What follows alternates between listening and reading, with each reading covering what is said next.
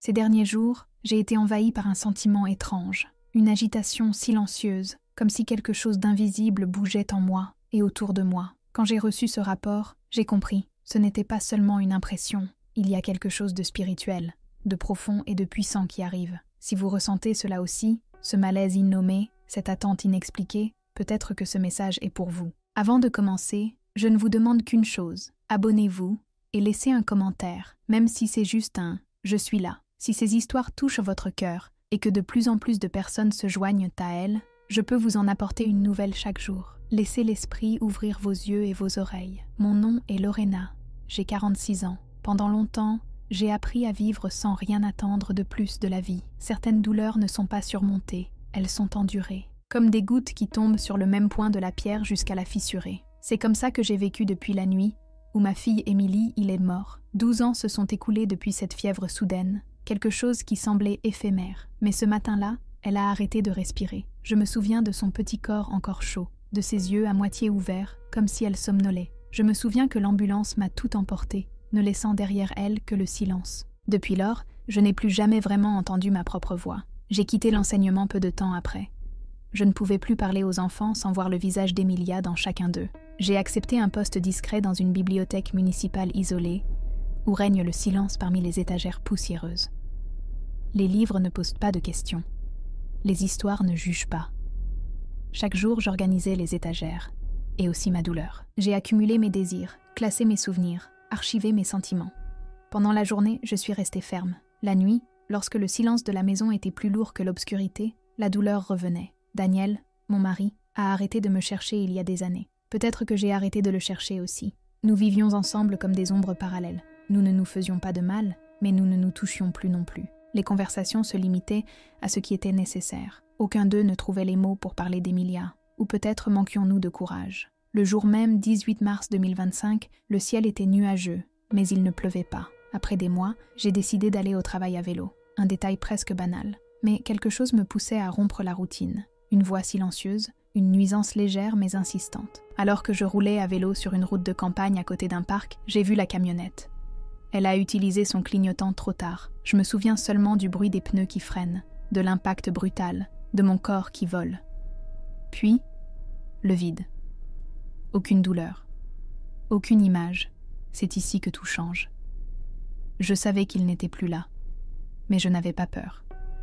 Il est difficile d'expliquer ce que l'on ressent lorsque notre corps nous quitte, mais que notre conscience reste. C'est comme si l'âme s'échappait de la chair, comme la vapeur d'une tasse fissurée. Il n'y avait pas de tunnel, pas de lumière, juste l'obscurité. Mais ce n'était pas une obscurité effrayante, c'était un vide vaste et accueillant, comme être suspendu entre deux soupirs, en attente d'un écho qui ne vient jamais. Le silence autour de moi me connaissait, et il m'a serré dans ses bras. Le temps était passé. Il n'y avait pas d'urgence, pas de passé. La douleur avait disparu. Je ne me suis même pas sentie coupable. Une seule livraison, comme si toute ma vie m'avait conduit exactement à ce point. Et puis c'est arrivé. Quelque chose a bougé. Un doux tremblement dans l'ombre, comme le premier soupir après un long cri. Mais ce n'était pas en moi, c'était tout autour de moi. Et à ce moment-là, j'ai su. Quelque chose était sur le point de commencer. Ce n'était pas la mort. Et ce n'était certainement pas un rêve. Ce que j'ai vécu n'était que le début. Je ne sais pas si je me suis réveillée ou si j'ai simplement émergé, comme un coquillage ramené à la surface après des années enfouies au fond de la mer. Il n'y a eu aucun bruit, aucun choc. C'était comme si l'obscurité s'estompait lentement jusqu'à révéler quelque chose de vivant. Ce n'était pas exactement de la lumière, pas sous la forme que nous connaissons. C'était une présence, un souffle invisible, mais plein de sens. Le monde entier semblait suspendu, comme s'il retenait son souffle. Et moi avec lui. Soudain, j'ai réalisé que j'étais debout, mais je ne sentais pas mon corps bouger. J'étais juste entier, différent. Devant moi s'ouvrait un jardin qui semblait sortir d'un rêve ancien, mais en même temps, il était plus réel que tout ce que j'avais jamais touché. Un jardin circulaire parfait, entouré de 4 arbres monumentaux, chacun représentant une saison de l'année. L'une fleurissait dans des tons printaniers, une autre affichait des feuilles denses comme en été. Le troisième a enflammé l'espace avec des couleurs d'automne, tandis que le dernier se tenait nu, recouvert d'une délicate couche de neige. Les saisons dansaient ensemble, sans s'opposer. Comme si le temps n'était pas une ligne droite, mais un soupir qui s'étendait dans toutes les directions. Au centre se trouvait un cadran solaire, mais sans ombre, juste une douce lueur, sans origine ni fin. Tout autour, des silhouettes marchaient en silence. Ils n'avaient pas de visage, mais ils ne faisaient pas peur non plus. C'était comme s'ils avaient toujours appartenu à cet endroit, et moi aussi, d'une certaine manière. Je savais de tout mon être que ce n'était pas un rêve. J'étais sur le seuil. Soit tu entres, soit tu reviens. Mon cœur ne battait pas dans ma poitrine. Il battait dans mon esprit. Une vibration sacrée, une attente silencieuse. Et puis je l'ai vue. Sous l'arbre d'hiver, il y avait Émilie, vivant, souriant. Elle portait une longue robe bleu clair qui lui descendait jusqu'aux pieds. Ses cheveux dorés tombaient sur ses épaules comme des mèches de soie. Elle n'était plus la fille pâle qui s'était endormie dans mes bras. Elle brillait, mais pas comme une lampe. C'était un éclat fait de vérité.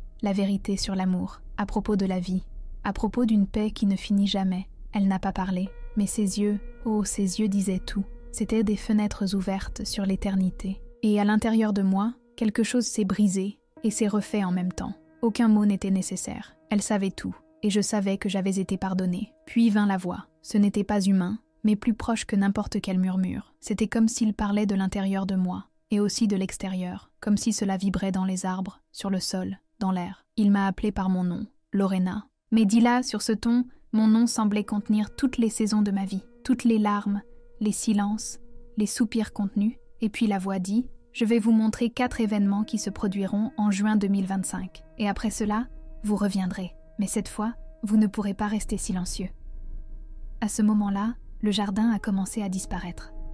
Comme absorbé par une lumière encore plus profonde, Emilia m'a fait un autre sourire. Puis il se retourna, marchant doucement sur un chemin que je n'avais pas remarqué jusqu'alors. Je me tenais là, propriété, mais je savais qu'un voyage avait commencé. Pas un voyage en kilomètres, mais en révélation. La transition a été soudaine, comme une vague qui se brise et emporte. Je n'ai pas eu le temps de réfléchir, sans même demander ce qui se passait. Un instant, j'étais encore dans le jardin, avec le visage de ma fille imprimé dans mon âme comme un sceau éternel. Le suivant, j'ai été replongée dans le bruit, mais ce n'était pas un bruit physique, pas de klaxon ni de cris. C'était un bruit spirituel, comme si les âmes tremblaient, sans savoir pourquoi. J'étais dans une grande ville, vivant, palpitant, mais artificiel. Gratte-ciel en verre, des lumières partout, des écrans géants affichés de des images de bonheur, de prospérité et de visages souriants. Des mots comme union, réveil mondial, tout semblait parfait. Mais quelque chose n'allait vraiment pas. Je pensais que c'était New York, ou peut-être Tokyo, une métropole moderne comme tant d'autres. Mais ensuite j'ai réalisé que ce n'était pas un endroit spécifique, c'était une représentation du monde actuel, un symbole, une scène lumineuse cachant un vide profond.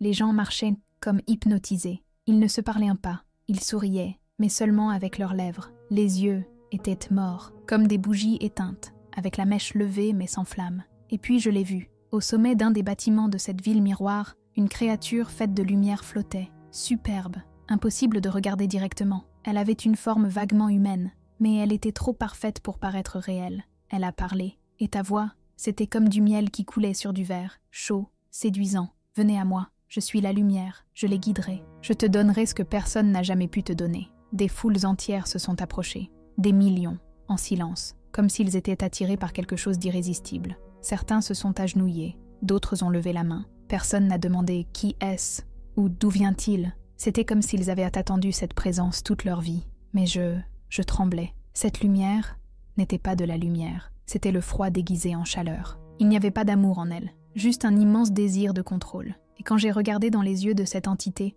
un frisson a parcouru mon âme. C'était des yeux sans pupille, aucune profondeur, sans vie, sans âme, juste vide. C'est à ce moment-là qu'il est apparu. Jésus était à mes côtés. Il n'avait pas besoin de dire quoi que ce soit. Son regard suffisait. Un regard rempli de douleur, de tristesse, d'amour blessé. Puis il parla. Et sa voix transperça tout mon être. C'est le premier événement, la grande tromperie. En juin 2025, le monde accueillera une lumière qui ne vient pas de moi. Il sera adoré, imité, proclamé comme salut. Mais ce sera du poison. Cela trompera beaucoup de gens, même les miens. Ceux qui me connaissaient, mais ne croyaient ni pas en moi. Ceux qui recherchent les émotions plus que la vérité. Qui a abandonné les Écritures pour suivre les signes. J'ai senti une boule se former dans ma gorge. J'avais envie de crier, pour avertir, secouer ces gens.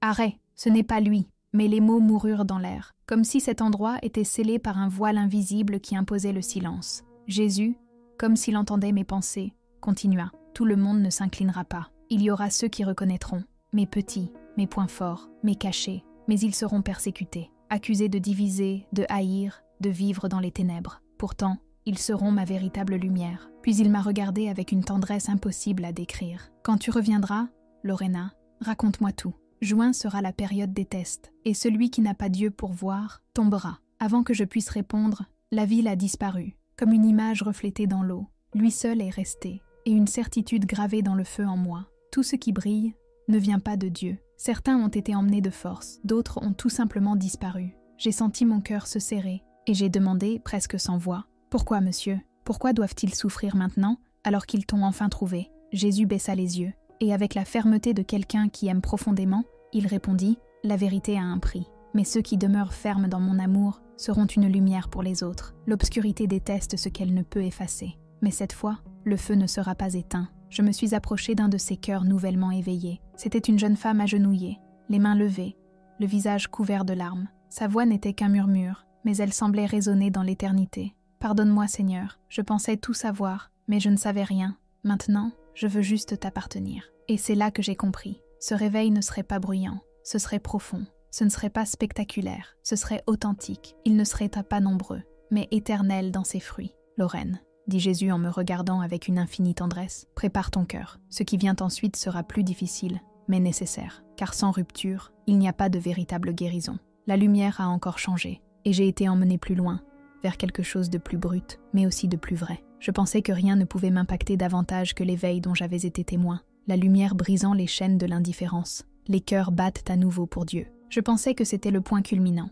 mais j'avais tort. La douleur la plus subtile, la plus aiguë et la plus ignorée restait à venir. Jésus a touché ma main, non pas physiquement, mais avec sa volonté, et en un instant, nous étions ailleurs. Je ne peux pas dire où, mais c'était un monde familier. J'ai reconnu des pièces, des cuisines, des couloirs, maisons communes, vie routinière. Mais il y avait une tension dans l'air, comme une corde tendue à son maximum, sur le point de se rompre. Nous sommes entrés dans une maison. À la table de la cuisine, une femme serrait une tasse de café froid. De l'autre côté, sa fille adolescente tremblait, les yeux rouges. Personne n'a dit un mot. L'amour était toujours là, mais enterré sous des années de blessures, de silence perçant et de mots non prononcés. Dans une autre maison, un homme et une femme dormaient dans des chambres séparées depuis des années. Le dialogue était devenu une formalité. Le chagrin les avait transformés en étrangers, vivant sous le même toit. J'ai vu des frères qui ne se regardaient plus, des enfants qui ont tourné le dos à leurs parents, des familles entières, réunies uniquement par obligation et ne se reconnaissant plus. Mon cœur se brisait, parce que l'amour existait toujours, mais il était recouvert d'une épaisse couche de blessures mal cicatrisées. Et puis Jésus a parlé, et sa voix semblait vibrer dans les murs de ces maisons. C'est le 3e événement, le Grand Tamis. En juin 2025, je goûterai à l'amour. Non pas un amour idéalisé, mais un amour vécu, l'amour blessé, oublié, étouffé. Je séparerai ceux qui n'ont utilisé que mon nom, de ceux qui l'ont gravé dans leur cœur. Puis j'ai vu un fils s'arrêter à la porte de la chambre de son père, après des années de séparation. Il prit une profonde inspiration et dit, la voix tremblante, « Pardonne-moi ». L'homme s'est retourné, silencieux. Des larmes coulèrent sur son visage, et puis, il l'a serré dans ses bras, dans cette étreinte. Le paradis est descendu sur terre, mais j'ai aussi vu le contraire. Une femme a reçu une lettre de son frère. C'était une demande sincère de pardon. Elle le regarda une seconde, et le jeta au feu sans même l'ouvrir. Dans ce geste, j'ai vu une porte se fermer, pour toujours. Jésus m'a regardé. Dans ses yeux, la sévérité et la miséricorde dansaient comme des flammes. Ce temps sera court, Lorena. Une fenêtre de grâce s'ouvrira, mais elle ne durera pas. Les cœurs devront choisir, ressentiment ou pardon, fierté ou humilité. Ceux qui pardonnent seront guéris, ceux qui refusent tomberont dans le vide qu'ils ont eux-mêmes créé. Et je savais, ce n'était pas une allégorie, c'était réel. Cela allait arriver. Les familles traverseraient dans des moments décisifs, ou rupture irréversible, ou une restauration miraculeuse. Mais ce serait un mois décisif, un tournant spirituel. Alors Jésus étendit la main, et j'ai vu une balance suspendue dans le ciel. D'un côté, une larme, de l'autre, une pierre. La pierre pesait beaucoup, mais la larme, rachetée. En juin, chaque famille sera placée sur cette échelle, il a dit, et le choix leur appartiendra. C'est à ce moment-là que j'ai compris. La plus grande douleur de la vie n'est pas ce que nous perdons, mais ce que nous choisissons de ne pas sauver. J'avais déjà vu la lumière qui trompe. Il avait déjà vu la lumière qui éveille, la lumière qui divise et purifie. Mais maintenant j'étais sur le point de voir la lumière revenir. La transition n'a pas été facile. C'était comme si l'univers entier s'était arrêté pour retenir son souffle. Chaque particule de temps, chaque atome suspendu dans l'espace, attendait. Et moi, si petit face à l'éternité, je sentais une tension sacrée grandir en moi. Quelque chose de grandiose, d'inatteignable. Comme s'il s'agissait d'assister au moment que chaque âme porte imprimé dans sa mémoire la plus ancienne. Une mémoire ancestrale, peut-être oubliée, mais jamais éteinte. Puis le ciel s'est déchiré. Ce n'était pas un ciel bleu, même pas étoilé. C'était un manteau vivant et vibrant, ouvert comme un voile coupé en deux. Une lumière indescriptible commença à descendre. Elle n'était ni chaude ni froide, ni blanche ni dorée. C'était pur, absolu. Elle tombait comme une cascade silencieuse, et tout tremblait autour d'elle. Et puis, entre les nuages déchirés, je l'ai vue. Pas comme sur les photos, pas comme le maître de Galilée marchant parmi les pêcheurs, mais comme en roi, le roi des rois, le fils du Dieu vivant, Jésus, revenant dans sa gloire. Ses yeux étaient comme des flammes qui ne brûlent pas, mais révèlent. Et dans ce regard, chaque créature se voyait. Il n'y avait plus aucun endroit où se cacher. Des milliers, des millions se tenèrent devant lui. Certains se sont jetés à terre, d'autres ont tenté de s'échapper. Mais il n'y avait plus d'échappatoire. Pourquoi ce n'était pas un événement terrestre? C'était le moment de vérité, le temps du jugement. Jésus ne parlait pas avec des mots, mais ses yeux disaient tout. Pour ceux qui l'aimaient, son regard était une étreinte, un pardon, une joie impossible à contenir. Mais pour ceux qui le renient, se moquant de lui, le rejettent, ce regard est une souffrance. Pas de colère, pas de vengeance, douleur, une douleur qui a brisé les os, la douleur de quelqu'un qui vous a attendu toute sa vie et ne vous a jamais vu arriver. Puis il parla. Sa voix n'était pas saine, c'était la réalité. Elle s'est imposée à tout. C'est le 4e événement, Lorena. En juin 2025, le monde sentira ma venue. Non pas dans sa plénitude finale, mais dans le signe. Ce sera comme un tonnerre dans l'âme, un éclair dans l'esprit. Les consciences s'éveilleront, les signes seront donnés, beaucoup comprendront que je reviens. J'ai vu le ciel s'assombrir un instant, puis briller immédiatement d'une puissance qui unissait le jour et la nuit en une seule heure. Les étoiles semblaient s'incliner, toute la création trembla. C'était l'annonce, l'écho de sa marche, une manifestation céleste, non visible aux yeux, mais perceptible dans l'esprit. Et celui qui a des yeux pour voir, verra. Jésus m'a regardé. Même dans sa majesté, son visage débordait encore de compassion. Beaucoup seront convertis dans la dernière heure. Ils tomberont à genoux, non pas par peur, mais par amour. Mais d'autres endurciront leur cœur, même face aux preuves, parce que l'homme peut aussi choisir l'enfer. Puis, avec un regard qui transperça tout ce que j'étais, il me dit « Proclamez-le, dis à mon peuple que je reviens, pas comme un symbole, mais en tant que Seigneur. Et quiconque sera trouvé éveillé, vivra, mais celui qui dort sera pris. » À ce moment-là, le ciel s'est fermé, la lumière s'est retirée, le silence retomba. Mais à l'intérieur de moi, chaque cellule vibrait encore, parce que j'ai vu le roi, j'ai vu son retour, et il savait, rien, absolument rien, ne serait plus pareil après ça. J'ai ouvert les yeux comme quelqu'un qui émerge d'un océan profond.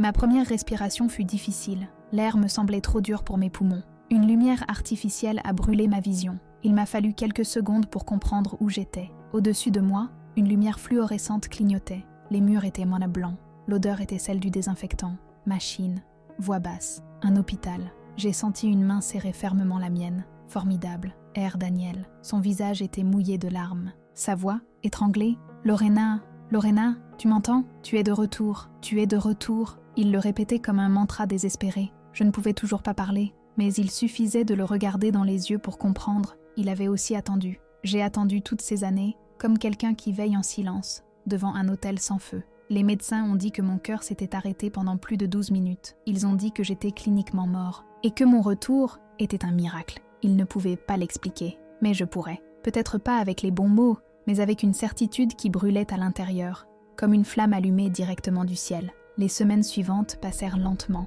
comme si le monde ne pouvait pas supporter le poids de ce que j'avais vu. Je suis retournée à ma vie. Mais rien, absolument rien avait plus de sens. Les livres semblaient silencieux, les jours artificiels. Ma propre voix avait un son différent, comme si j'avais été touchée par une fréquence d'un autre monde. J'ai essayé de raconter à Daniel tout ce que j'avais vécu. Il écoutait avec affection, avec respect. Mais dans ses yeux, il y avait une tendresse sceptique. Il ne s'est pas moqué. Mais il ne comprenait pas non plus, et je ne lui en ai pas voulu. Comment expliquer l'immensité avec le vocabulaire limité de la Terre? Comment pouvons-nous traduire le son de la vérité à quelqu'un qui ne connaît que le bruit du monde? Mais il y avait quelque chose en moi, ça ne me laissait pas me taire. Une nuit froide, presque au réveillon du Nouvel An, j'ai rêvé d'elle, Émilie. Elle se tenait devant la fenêtre de notre ancienne maison. La neige tombait lentement derrière elle. Elle sourit, les yeux brillaient. Et il a juste dit « Maman, le moment est venu, il faut que tu le dises. » Je me suis réveillée en larmes, mais ce n'était pas à cause de la douleur. C'était des signaux d'alarme. C'était comme si le ciel me secouait, comme si les mots, auparavant retenus par la peur, commençaient à brûler à l'intérieur, voulant sortir. La nuit suivante, quelque chose d'encore plus étrange s'est produit. À 3h du matin, le téléphone a sonné. L'écran, vide, pas de numéro, pas de nom, juste le son de la sonnerie. Attendre. Je n'ai entendu aucune voix, pas de respiration, juste une mélodie, une chanson céleste, ancien, pure, comme un écho que j'avais toujours connu, même si je ne l'avais jamais entendu avec mes oreilles. Cette mélodie parlait au cœur, plus de 1000 mots. Et puis, en moi, sans bruit, j'ai entendu une phrase. Écrire, parler, n'ayez pas peur, le temps est court. Ce matin-là, je me suis assis, et j'ai commencé à écrire. Tous, les visions, les mots, le jardin, Émilie, la grosse erreur, l'éveil, le tamis et le retour, sans adoucissement, sans maquillage. Quand j'ai fini, je ne me sentais pas guérie, mais transformée. J'ai également commencé à parler à des personnes proches de moi. Certains m'ont entendu, d'autres ont ri, mais cela n'avait plus d'importance. Pourquoi à chaque fois que je racontais ce que je voyais, j'ai senti le Saint-Esprit agir, et je savais que ce n'était plus ma voix. Errer le ciel parle à travers ma petitesse. Je ne sais pas si tout le monde y croira, ce n'est pas mon travail, mais je sais que juin 2025 sera une date charnière, et après ça, rien ne sera plus comme avant. Beaucoup ressentiront quelque chose d'inexplicable en eux-mêmes, une urgence, un appel, une poussée invisible pour changer, pardonner, se réveiller, ne pas ignorer. Parce que cet appel ne vient pas de vous, cela vient de lui, de celui qui revient, de celui qui frappe encore, mais avec miséricorde. Alors, à vous qui m'écoutez ou qui lisez, n'attendez pas de voir. Pour croire, choisissez maintenant, préparez-vous maintenant, parce que le roi ne tarde pas, il arrive déjà. Voici, je viens bientôt, ma rétribution est avec moi, et je rendrai à chacun selon ses œuvres. Apocalypse 22:12. Si cette histoire vous a parlé au cœur, ne la laissez pas mourir en silence. Écrivez depuis là où vous êtes. Commentaire, rendez-le visible. Inscrivez-vous si quelque chose en vous sent aussi que le moment est proche et qu'il est temps de rester éveillé. Partagez avec celui que tu aimes, un frère, un ami, quelqu'un qui pourrait être à la recherche de « sans savoir ». Vous n'avez pas besoin d'être théologien, pas même un prophète, pas même un saint. Il suffit de dire oui. Pourquoi quand une âme éveillée parle, elle devient un instrument, elle devient une voix, et quiconque reçoit un message du ciel devient un messager.